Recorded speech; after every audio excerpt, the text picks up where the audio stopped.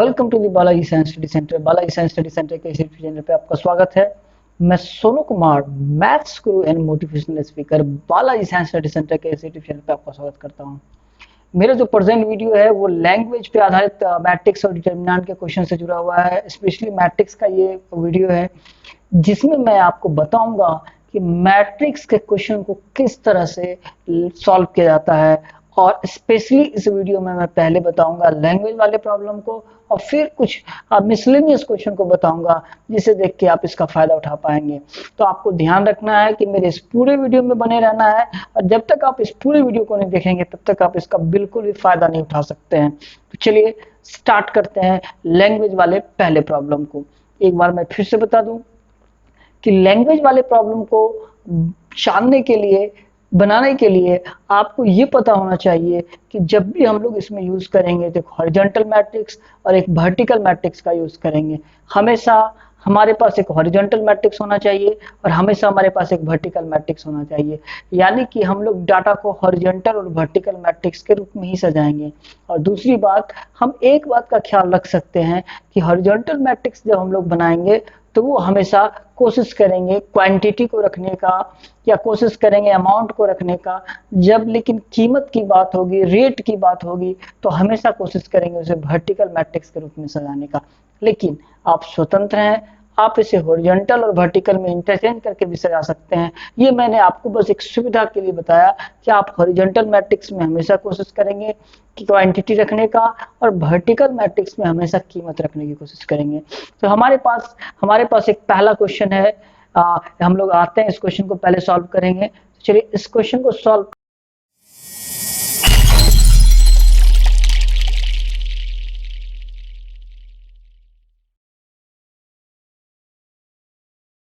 करने से पहले हम लोग यहाँ लिख दें इसका सॉल्यूशन। चलिए अब इस सॉल्यूशन लिखने के बाद हम लोग इस क्वेश्चन को देखेंगे। इस क्वेश्चन में क्या रहा है, कह रहा है इस क्वेश्चन में किसी व्यापार संघ के पास 30,000 रुपए का कोष है जिसे दो विभिन्न प्रकार के बॉन्डों में निवेशित करना है। प्रथम बॉन्ड पे 5% तथा दूसरे बॉन्ड पे 7% वार्षिक प्राप्त होता है, जो भी इसका प्राप्त होता हो आउटकम। और आव्यूह गुणन के प्रयोग कर यह निर्धारित करना है कि 30,000 रुपया दो प्रकार बॉन्डों में किस प्रकार से निवेश कर बांटे जिससे व्यापार का जो टोटल वार्षिक ब्याज है वो प्राप्त हो आपको। और अलग अलग दो क्वेश्चन में ब्याज दिया हुआ है, पहला 1800 रुपया और दूसरा 2000 रुपया। ये तो मैंने लैंग्वेज में पढ़ लिया। अब मैं इसे मैथमेटिकली समझाने की कोशिश करता हूँ कि आखिर ये पूछ क्या रहा, और फिर देखेंगे इसे मैट्रिक्स के मेथड से कैसे यूज करते हैं। कहता है कि किसी व्यापार संघ के पास में टोटल पैसा 30,000 रुपया है, उसे इन्वेस्ट दो बॉन्डों में करना है। दोनों का रेट अलग अलग है, एक का रेट 5% है, दूसरे का 7% है। अब आपसे ये पूछ रहा है कि आप बताइए कि किस बॉन्ड में कितने पैसे का इन्वेस्टमेंट किया जाए, उसे आउटपुट जो प्राप्त हो यानी ब्याज जो प्राप्त हो वो 1800 और 2000, दो अलग अलग क्वेश्चन है। तो चलिए हम लोग इसे लैंग्वेज में लिखना शुरू करेंगे। तो चलिए हम लोग सॉल्यूशन को फिर से स्टार्ट करें। चलिए तो सबसे पहले हम लोग मानेंगे कि माना कि प्रथम बॉन्ड में निवेशित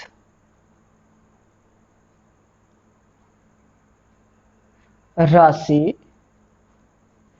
x रुपया है, ठीक है, तथा दूसरे बॉन्ड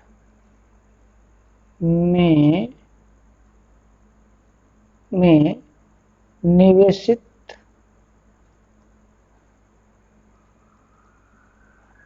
राशि कितना हो जाएगा बेटा। तो टोटल तो पैसा उसके पास 30,000 था, तो x रुपया तो बेटा वो इन्वेस्ट कर ही दिया है, तो दूसरे में उसका इन्वेस्टमेंट तो बताओ कितना हो जाएगा। 30,000 माइनस x रुपया होगा, ठीक है, क्योंकि टोटल तो 30,000 ही था, तो पहले में अगर x रुपया लगा दिया तो दूसरे में वो कितना लगाएगा बेटा, 30,000 माइनस x।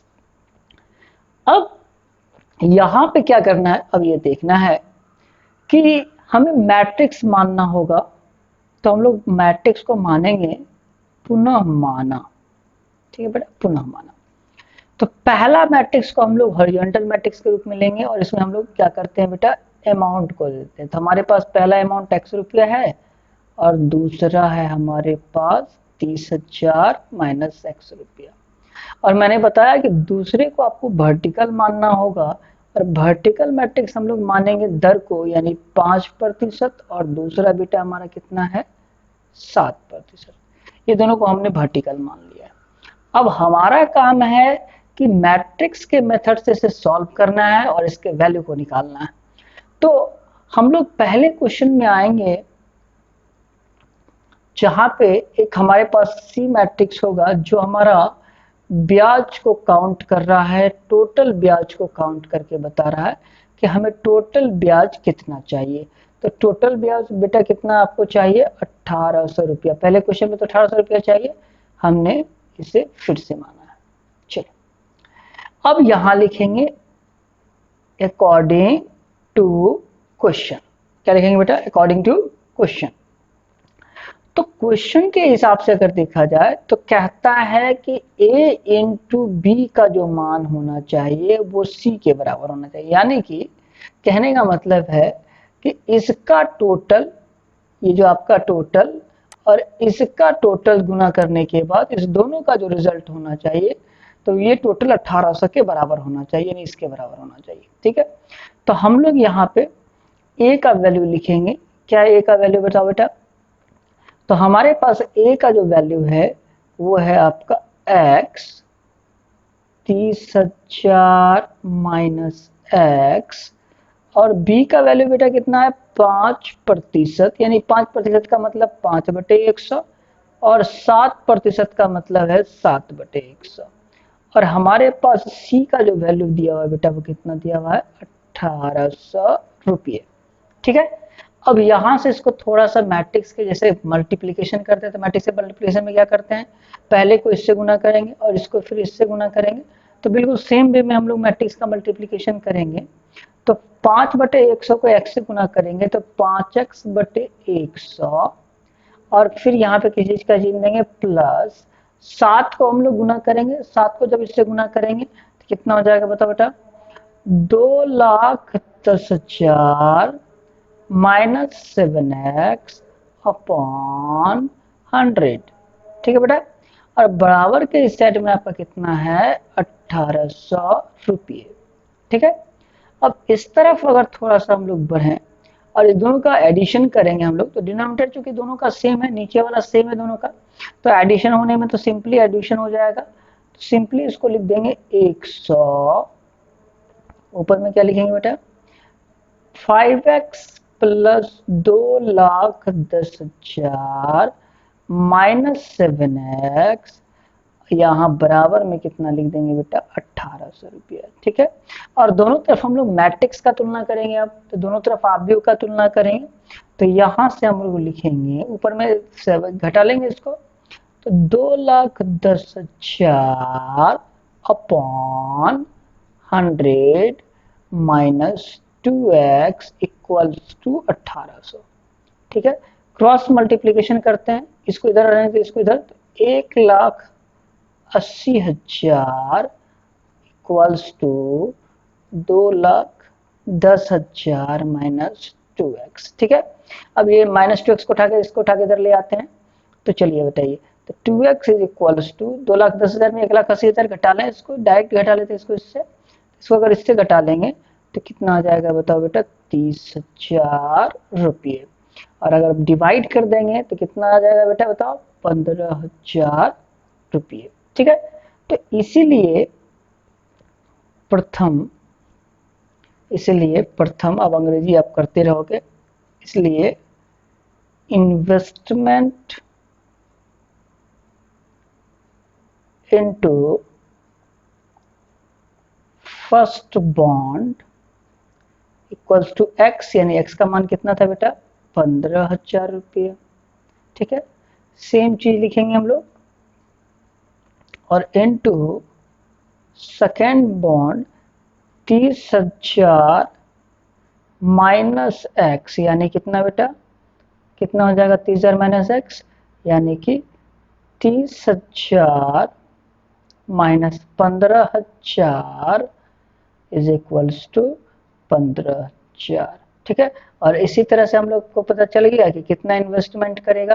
कितना इन्वेस्टमेंट करेगा बेटा, तो पहले में इन्वेस्टमेंट करेगा आपका यहाँ 15,000 और दूसरे में इन्वेस्टमेंट भी करेगा 15,000। सॉल्यूशन वाले पार्ट में सॉल्यूशन देखेंगे कि इसका सॉल्यूशन कैसे निकालना है। तो क्वेश्चन में कह रहा है कि किसी स्कूल के पुस्तकों की दुकान में 10 दर्जन रसायन विज्ञान, 8 दर्जन भौतिक विज्ञान तथा 10 दर्जन अर्थशास्त्र की पुस्तकें हैं। तो आपको उसकी कीमतें 80 रुपया, 60 रुपया और 40 रुपये प्रति पुस्तक दिया गया है। तो आपको ऑब्वियो के तरीके से पता करना है कि उस दुकानदार को बेचने के बाद कुल कितना पैसा प्राप्त होगा। तो सबसे पहले हम लोग करेंगे क्या, उसको देखना है कि हम लोग हॉरिजॉन्टल और वर्टिकल मैट्रिक्स के रूप में हम अपने डाटा को सजाएंगे। और अब मैंने आपको बताया है कि हमेशा कोशिश करना है क्वांटिटी को हॉरिजॉन्टल और प्राइस को वर्टिकल मैट्रिक्स के रूप में सजाने का। तो सबसे पहले हम लोग स्टार्ट करेंगे यहाँ से। तो देखेंगे सबसे पहले कि हमारे पास एक मैट्रिक्स ए जो मानेंगे हम लोग, जिसमें हम लोग क्या करेंगे कि इन सारे किताबों के मात्राओं को लिखेंगे, क्वांटिटी को लिखेंगे, कितना कितना किताब दिया गया है। तो 10 दर्जन रसायन विज्ञान का है, लेकिन यहाँ जो कीमत है वो 80 रुपये प्रति पुस्तक है। ठीक है, यानी एक पुस्तक की कीमत 80 रुपया है। तो इसीलिए यहाँ पे हमको करना है क्या है कि इस 10 दर्जन को कन्वर्ट करना है इनको पीस के रूप में, पुस्तक के रूप में। तो अगर 10 दर्जन को कन्वर्ट करेंगे तो 120 किताबें यानी 120 पुस्तकें हो जाएगी। और ये किसकी किताबें हो जाएगी, केमिस्ट्री की। मैंने थोड़ा सा फॉर्मल इंडिकेशन किया है। फिर 8 दर्जन अगर देखा जाए फिजिक्स का, तो 12 को 8 से गुना करेंगे तो 96, यानी कि फिजिक्स का किताबें कितनी कीमत, कितना पीस हो गया, 96। और इकोनॉमिक्स यानी अर्थशास्त्र का भी आपका 10 दर्जन है यानी 120, ये आपका इकोनॉमिक्स का हो गया। ठीक है, और हम लोग अगर एक मैट्रिक्स बी मानेंगे जिसका प्राइसिंग सबका करेंगे क्रमशः, तो इसका 80 रुपया और इसका प्राइसिंग कितना है बेटा, 60 रुपया और इसका प्राइसिंग कितना है, 40 रुपया। ठीक है, और हम लोग एक तीसरा मैट्रिक्स सी मानेंगे जो हमें इंडिकेट करके बताएगा कुल धनराशि। ठीक है, क्या इंडिकेट करके बताएगा कि हमें इससे कुल कितना धनराशि प्राप्त होगा। और हम लोग इसको एक मैट्रिक्स सी मान लेंगे और ये हमारा सी मैट्रिक्स किसके बराबर मान लेंगे, अपने मन से एक्स के बराबर। ठीक है, अब हम लोग क्या करेंगे, यहाँ से इस क्वेश्चन में आएंगे और लिखेंगे according to question. According to question C का जो मान होना चाहिए वो ए इंटू बी के बराबर होना चाहिए। तो सी का मान के लिए आपको देखिए 120, 96, 120 और बी का जो मान है वो बेटा कितना कितना है बताओ, 80 रुपया, 60 रुपया, 40 रुपया। ठीक है, और ये मेरा मैट्रिक्स सी है जहाँ पे कुल कीमत को हमने कितना एक्स माना हुआ है। मैट्रिक्स का जो हम लोग फॉर्मल गुना करते हैं, कैसे गुना करते हैं मैट्रिक्स को, ऐसे करके हॉरिजॉन्टल बनाते हैं। इसका पहले का इसका हॉरिजॉन्टल बनाएंगे और दूसरे का क्या बनाते हैं बेटा, वर्टिकल बना के मैट्रिक्स को गुना करते हैं। मैट्रिक्स का मल्टीप्लिकेशन वाले वीडियो में तो पूरा बताया हुआ है।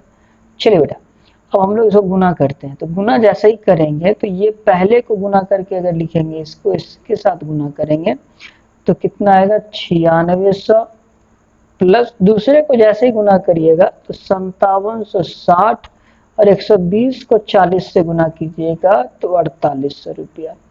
अगर आपको जोड़ आता हो तो इसका मान होगा 20,160 रुपया। और ये आपका किसका मान है बेटा, एक्स का। ठीक है, और ये आपका एक्स का मान है। और हम लोग अगर एक्स के मान को देखेंगे यहाँ पे तो कुल जो आपको मिल गया कीमत, कुल कीमत जो मिल गया बेटा आपको, यानी कि टोटल जो आपका प्राइसिंग हो गया, यानी कि कुल प्राप्त धन राशि जो आपको मिल गया वो आपको कितना मिल गया बेटा, 20,160 रुपये। बस सॉल्यूशन वाले पार्ट में आएंगे, हम लोग सॉल्यूशन निकालेंगे। तो चलिए सबसे पहले एक बात बता दें, इस क्वेश्चन में दिया हुआ है कि हमारे पास 3 मैट्रिक्स गुणा के रूप में दिया हुआ है। आपको दिख रहा है कि ये पहला मैट्रिक्स है, ये दूसरा मैट्रिक्स और ये तीसरा मैट्रिक्स, और इसको किसके बराबर किया हुआ है, 0 के बराबर किया हुआ है। तो आपको पता करना है कि इसका जो x का वैल्यू होगा वो x का वैल्यू फाइंड आउट करना है। तो चलिए हम लोग सॉल्व करना शुरू करेंगे, यानी आंसर को निकालना शुरू करेंगे। तो हमारे पास दिया हुआ गिवन, ठीक है, क्या दिया बेटा, 1x 1 1 3 2 2 5 1 15 3 2 और यहाँ पे फिर दिया हुआ आपका 1 2x और यहाँ पे ये 0 मैट्रिक्स। अब अगर इसके ऑर्डर को देखा जाए तो इसका ऑर्डर 1 क्रॉस 3 है और इसका ऑर्डर देखा जाए तो बेटा क्या है, 3 क्रॉस 3 है। इसका मतलब ये गुना हो जाएगा। तो हम लोग कैसे गुना करते थे, याद है, इसका बनाएंगे हॉरिजॉन्टल और इसका सबका क्या बनाएंगे बेटा, वर्टिकल। ठीक है, इस तीनों का क्या बनाएंगे, वर्टिकल। ठीक है, अब हम लोग गुना करना स्टार्ट करते हैं, लेट्स गो। चलिए बेटा बताओ, 1 को 1 से गुना करेंगे तो 1 और प्लस में आपका 2x प्लस में आपका 15। तो ये आपके पहले कॉलम का काम खत्म हो गया। फिर दूसरे में गुना करेंगे तो बेटा क्या लिखेंगे, 3 प्लस 5x प्लस 3। ठीक है बेटा, इसका भी काम खत्म हो गया। अब इसको गुना करेंगे बेटा तो क्या लिखेंगे, 2 प्लस x प्लस 2 और ये मैट्रिक्स तो बेटा मेरा बचा हुआ है 1 2x। यहाँ क्या है बेटा, 0 मैट्रिक्स। चलिए अब हम लोग इसके जो गुना करा है उसके पार्ट को थोड़ा सा जोड़ घटा करके आगे बढ़ा है। चलिए इस दोनों को ऐड करेंगे बेटा तो कितना हो जाएगा, 16 प्लस 2x। इस दोनों को ऐड करेंगे तो क्या हो जाएगा, 6 प्लस 5x और इस दोनों को ऐड करेंगे तो क्या हो जाएगा बेटा, 4 प्लस x और यहाँ पे हमारे पास आएगा 1 2x। अब इस दोनों मैट्रिक्स को भी गुना करना है और मैट्रिक्स का गुना तो हम लोग बचपन से सीख रहे हैं, समझ रहे हैं। बचपन का मतलब ये नहीं समझना है कि पहले दूसरे क्लास से सीख रहे ना, हम लोग तो मतलब कि जैसे ही हमने बिगिनर्स के लिए एक वीडियो बना दिया कि आप बिल्कुल भी नहीं जान रहे हो मैट्रिक्स का गुना, वहां भी देख सकते हो। चलिए स्टार्ट करते हैं। तो पहले से हम लोग पहले एलिमेंट को गुना करेंगे यहाँ, यानी कि 16 प्लस 2x को गुना करेंगे हम लोग 1 से। तो हमारे पास बेटा क्या आ जाएगा, 16 प्लस 2x ही आएगा। फिर हम लोग गुना करेंगे इसको, इससे गुना करेंगे तो कितना हो जाएगा, 6 दूनी 12 प्लस का चिन्ह होगा 12 प्लस 10x और जब लास्ट वाले को गुना करेंगे तो बेटा क्या आएगा, 4x plus x square equals to 0 matrix. ठीक है, अब हम लोग थोड़ा आगे बढ़े। अब हम लोग इसको ऐड करेंगे सबको, वेरिएबल को ऐड करके हायर पावर को x स्क्वायर पहले लिख देते हैं और यहाँ पे हम लोग ऐड करेंगे 4x को, 10x को और 2x को। तो यहाँ आ जाएगा 16x और इस 12 को और 16 को ऐड करेंगे तो हमारा आ जाएगा 28 और बराबर में हमारा 0 मैट्रिक्स को हम लोग 0 मैट्रिक्स के रूप में लिख सकते हैं। अब दोनों तरफ तुलना अगर करेंगे आव्यूह के समानता के आधार पे तो x square plus 16x plus 28 equals to मेरा बेटा कितना हो गया, 0। अब हम लोग गुणनखंड जानते हैं इसका, x square plus 14x plus 2x plus 28 equals to 0। ठीक है, और यहाँ पे अगर हम लोग लिखेंगे तो x स्क्वायर प्लस 14x, ये तो मैंने लिखा हुआ है पिछले स्टेप में, नहीं यहाँ पे कॉमन निकाल लेते हैं। चलिए तो x कॉमन निकाल लेंगे तो x प्लस 14 प्लस 2 कॉमन निकाल लेंगे तो x प्लस 14 इक्वल्स टू 0। यहाँ से x प्लस 14 कॉमन निकाल लोगे तो बचेगा बेटा कितना, x प्लस 2 इक्वल्स टू 0 और यहाँ से अगर आप निकालोगे तो x का मान -14 आएगा और -2 आएगा और यही हमारा क्या हो जाएगा बेटा, आंसर, सॉल्यूशन। ठीक है, हम लोग इसका सॉल्यूशन देखेंगे। तो सॉल्यूशन जब इसका देखेंगे तो पहले तो इस क्वेश्चन को देखेंगे, क्वेश्चन में क्या कह रहा है कि यदि A आपका ये मैट्रिक्स दिया हुआ है 3 -2 और साथ में दिया हुआ है 4 माइनस 2 तथा साथ में ये भी दिया हुआ है कि ए स्क्वायर इक्वल्स टू के माइनस 2i है, तो के का मान ज्ञात करना है। ठीक है, तो चलिए स्टार्ट करते हैं, हम लोग बनाना स्टार्ट करेंगे। चलिए वेरी गुड। तो हमारे पास सबसे पहले जो है दिया हुआ है, इसको लिखेंगे बेटा गिवन, और हमारे पास ए का वैल्यू दिया हुआ है बेटा 3 माइनस 2 4 माइनस 2, यही ना बेटा। चलिए, और यहाँ पे हमको सबसे पहले एवेल्युएट करना होगा ए स्क्वायर। तो चलिए सबसे पहले हम लोग एवेल्युएट करेंगे ए स्क्वायर। ए स्क्वायर कैसे निकालते हैं बेटा, तो ए को ए से मल्टीप्लाई करेंगे, यानी कि 3 माइनस 2 4 माइनस 2, यहाँ फिर से हम लोग लिखेंगे बेटा कितना 3 माइनस 2 4 माइनस 2, और मैट्रिक्स को जैसे गुना करते हैं इसका बनाते हैं हॉरिजॉन्टल मैट्रिक्स ना, इसका बनाते हैं हम लोग हॉरिजॉन्टल मैट्रिक्स। क्या बनाएंगे इसका हॉरिजॉन्टल मैट्रिक्स, इसका भी हॉरिजॉन्टल, इसका बनाएंगे बेटा वर्टिकल। चलिए स्टार्ट करें गुना, 3 को 3 से गुना करेंगे 9, माइनस 2 को 4 से गुना करेंगे माइनस 8, 4 को 3 से गुना करेंगे 12, माइनस 2 को 4 से गुना करेंगे माइनस 8, इसका काम खत्म। चलिए अब फिर से स्टार्ट करेंगे बेटा, 3 को गुना कर देंगे माइनस 2 से तो माइनस 6, माइनस 2 को माइनस 2 से गुना करेंगे तो प्लस 4, यहाँ पे 4 को माइनस 2 से गुना करेंगे माइनस 8, और माइनस 2 को गुना करेंगे तो यहाँ पे ये आ गया। ठीक है बेटा, अब इसको ऐड कर लोगे, ऐड करोगे तो बेटा कितना आएगा 1 माइनस 2, और यहाँ पे ऐड करोगे बेटा तो कितना आएगा 4, और यहाँ पे आपका माइनस 4। ठीक है, ये हमारा किसका मान निकल गया बेटा ए स्क्वायर। अब क्वेश्चन में कह रहा था आपको according to question A square equals to K A minus 2i आपस में बराबर है। ठीक है बेटा, तो ए स्क्वायर तो आपका कितना निकाला है, अभी हमने निकाला 1, यहाँ पे क्या निकाला है ए स्क्वायर का मान माइनस 2 4 माइनस 4, और यहाँ पे ये के है, और ए का मान आपके पास कितना था बेटा 3 माइनस 2 4 माइनस 2, और माइनस 2 इंटू आई का मतलब है आइडेंटिटी मैट्रिक्स किस ऑर्डर का, तो जिस ऑर्डर का मैट्रिक्स में क्वेश्चन में दिया हुआ है उसी ऑर्डर का आइडेंटिटी मैट्रिक्स बनता है।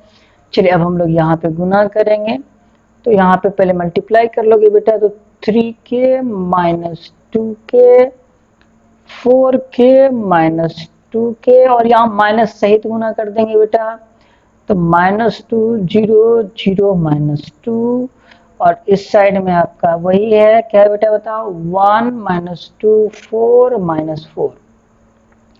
अब दोनों तरफ ऐड अगर करेंगे बेटा तो कितना आ जाएगा 3k माइनस 2, और यहाँ सिंपली माइनस 2k आएगा, यहाँ पे आपका 4k आएगा, और यहाँ माइनस 2k माइनस 2 आएगा, और इस साइड में बेटा मेरा क्या तरीका बताओ तो थोड़ा सा 1 माइनस 2 4 माइनस 4, यही है ना। अब हम लोग क्या करेंगे, दो अवयवों का समानता से देखेंगे, तो from equality of two matrices ना, दो अवयवों की समानता से, तो दो अवयवों की समानता से तो आप किसी का भी तुलना कर सकते हो, लेकिन हम लोग ऐसा तुलना करेंगे जो सिंपल है, 4k का तुलना कर लेते हैं 4 से, तो 4k इक्वल टू 4, यानी कट जाएगा, तो k इक्वल टू 1, और आपका k का मान कितना निकल गया बेटा, सॉल्यूशन। ठीक है, आइए पहले इस क्वेश्चन में क्या कह रहा है उसको देखते हैं। इस क्वेश्चन में आपको कह रहा है कि a इक्वल्स टू 1/3 और इनटू में 1 to 2 to 1 माइनस 2 x2y के रूप में एक मैट्रिक्स दिया हुआ है, तथा साथ में आपका कंडीशन दिया हुआ है पहले से a डैश बराबर a डैश a बराबर i, तो आपको किसका मान निकालना है x का और y का। ठीक है, तो यहाँ पे एक वीडियो में मैंने बताया था कि अगर किसी मैट्रिक्स में पहले से इंडिकेट किसी ने कर दिया कि अगर a dash equal to a dash into a बराबर i, तो ये आपका ऑर्थोगोनल मैट्रिक्स कहलाता है। क्या कहलाता है बेटा, ऑर्थोगोनल मैट्रिक्स यानी कि लंबाव्यूह कहलाता है। ठीक है, तो ये लंबाव्यूह कह के भी बोल सकता था, लेकिन यहाँ पे उसने क्लियरली लिख दिया है कि a into A dash equals to A dash into A बराबर आई, और आपको एक्स और वाई का मान निकालना। तो चलिए स्टार्ट करते हैं सॉल्यूशन।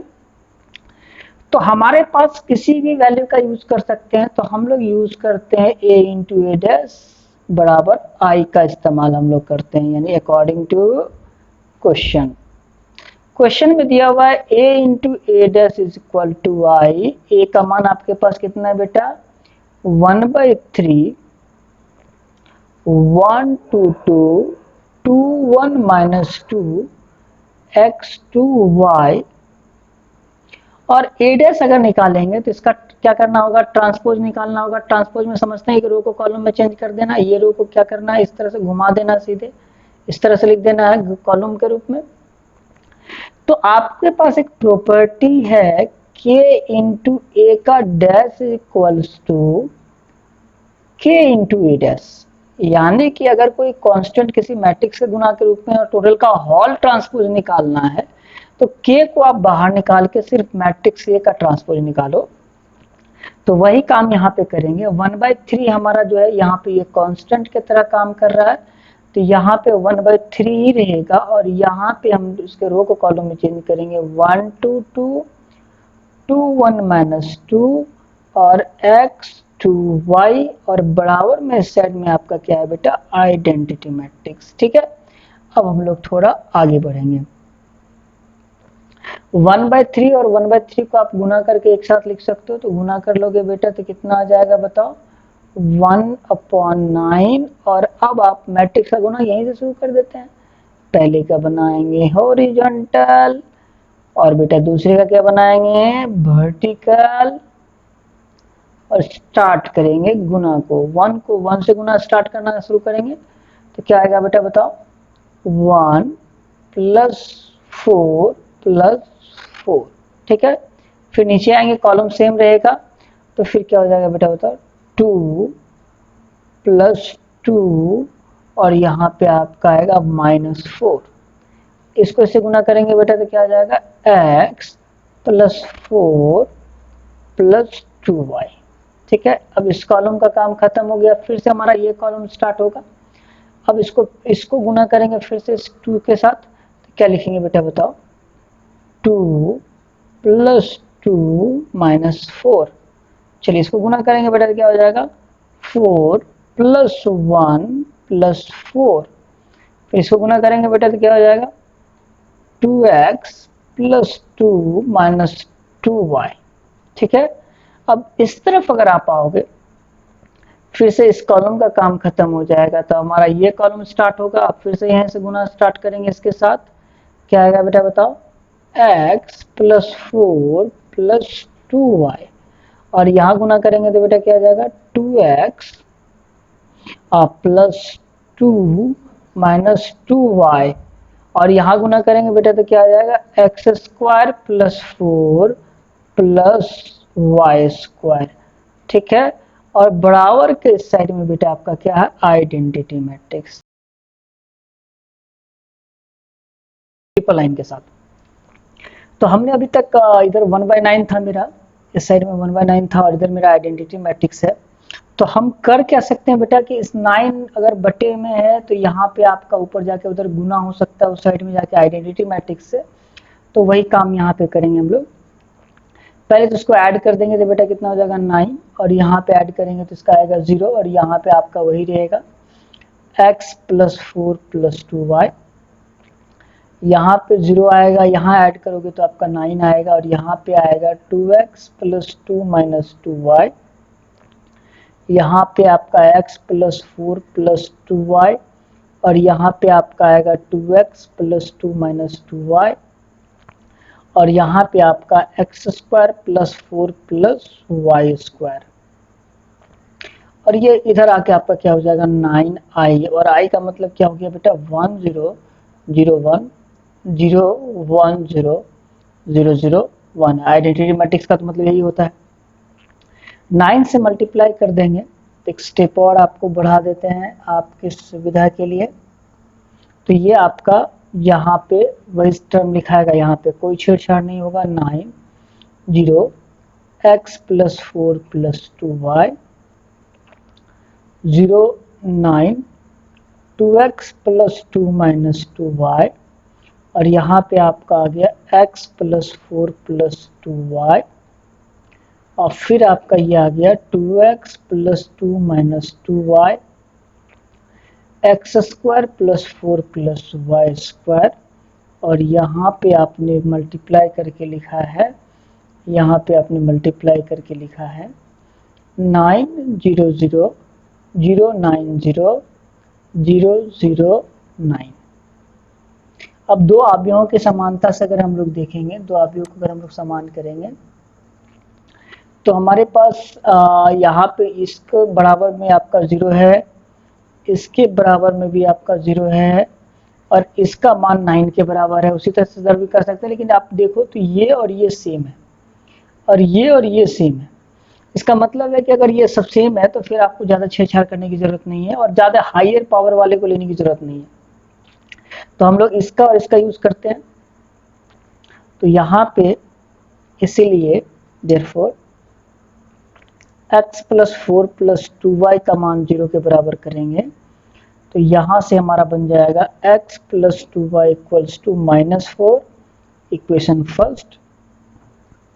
दूसरे का तुलना करेंगे 2x plus 2 minus 2y equals to 0, इसको उठाकर ले जाएंगे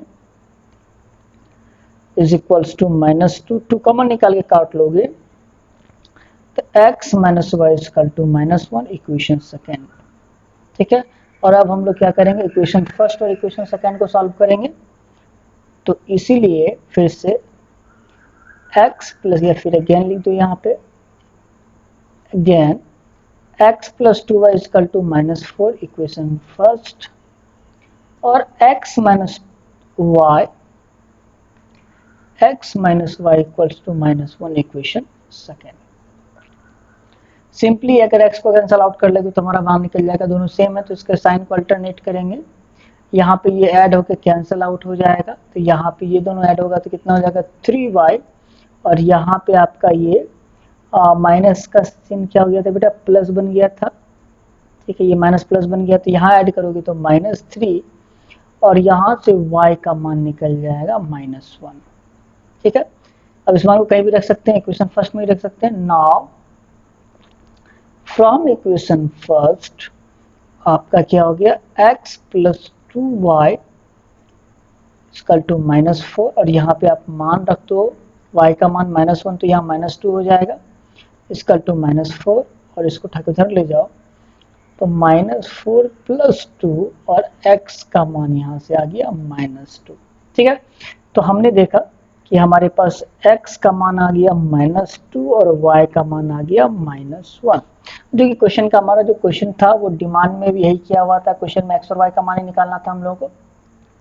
ध्यान रखना है कि यहाँ पे मैट्रिक्स का गुना, यहाँ पे आपको मैट्रिक्स का गुना प्रॉपर होना चाहिए। जब